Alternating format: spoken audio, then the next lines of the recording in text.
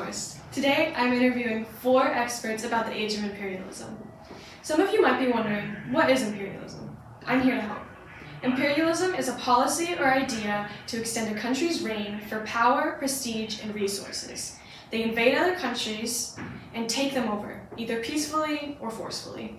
A lot of leaders throughout history followed this kind of policy, especially from the 1800s to early 1900s, which, as I mentioned, was the age of imperialism. Specifically, I want to talk about Napoleon III today. Hello, welcome.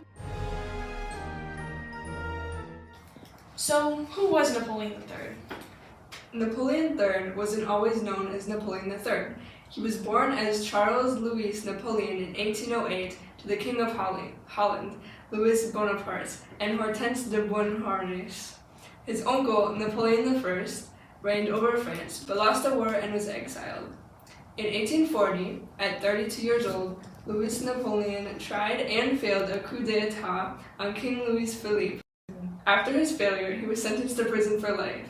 Yet he escaped, and just 2 years later, in 1848, he was elected to be president of France. Then, just another 4 years after being elected for president, in 1852, he became Emperor of France and took the name Napoleon III. Wait, why did he go by a different name, and where did the third come from?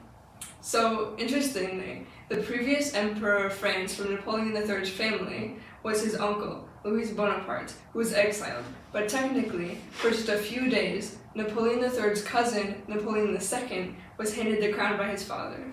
Very interesting. Now, let's get back on track.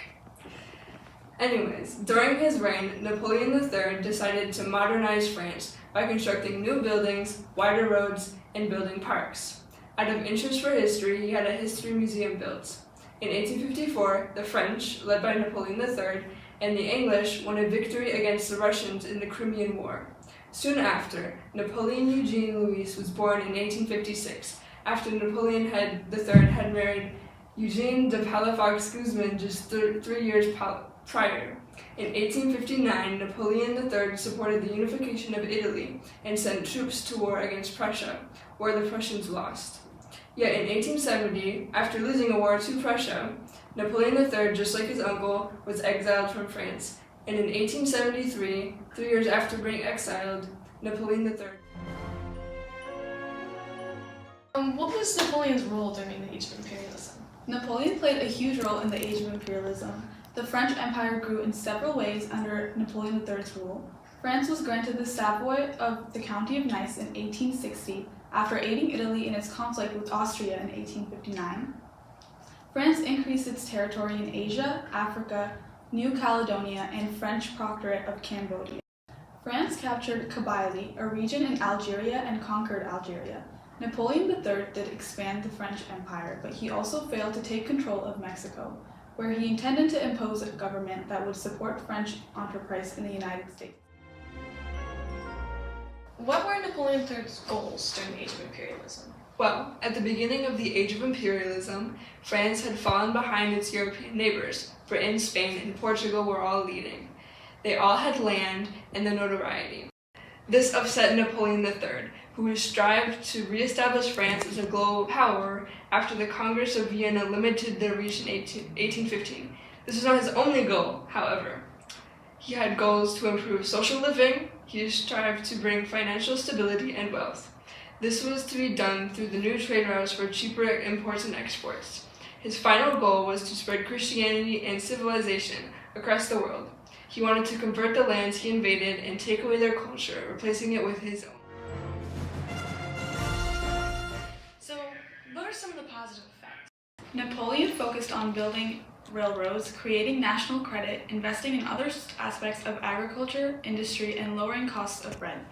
There were some positive aspects to these invasions, however, most of them affecting France. As emperor or president of France, he cared about the lower classes and the public as a whole. He had a great interest in modernizing France through inventions. What were some of the negative effects? Napoleon III really took go big or go home to heart, except he ended up just going home. His foreign policy blunders weakened France so much that it practically tripped them into the Franco-Persian War. Under public pressure, he reluctantly declared a war on Persia. Napoleon himself got captured in Sedan and dethroned faster than a reality TV contestant eliminated in the first episode. Napoleon III's extravagant building projects and warfare imposed economic costs on France, which led to financial instability and increased national debt. Overall, despite Napoleon III's effort to strengthen France, many common people suffered from political repression, economic hardship, and the devastation caused by war. So, how are the effects of his actions still felt today? Napoleon III and Baron Haussmann rebuilt Paris into one of the most famous cities in the world. These large parks and modern sewer systems were not only instrumental in improving public health, but also set example to urban planning across the globe. Napoleon III modernized the French banking system and consolidated the French railway system. Now, after hearing all this, in my honest opinion, I think that Napoleon III's actions were rooted in ignorance and hope. And with that ignorance and hope, nothing really went right. He planned to make France great again and wanted a better life for the French, but unfortunately, he failed. I mean, he did some positive things, like lower living costs and better the sewage systems, but ultimately, his excessive construction projects and warfare caused immense economic problems. He was blinded by the idea of glory through imperialism that he didn't even realize how thin he was spreading his cash. Most of the wars he fought ended in failure. Even his colonization efforts didn't end too well for him. All in all, he was an inexperienced leader who did a lot more bad than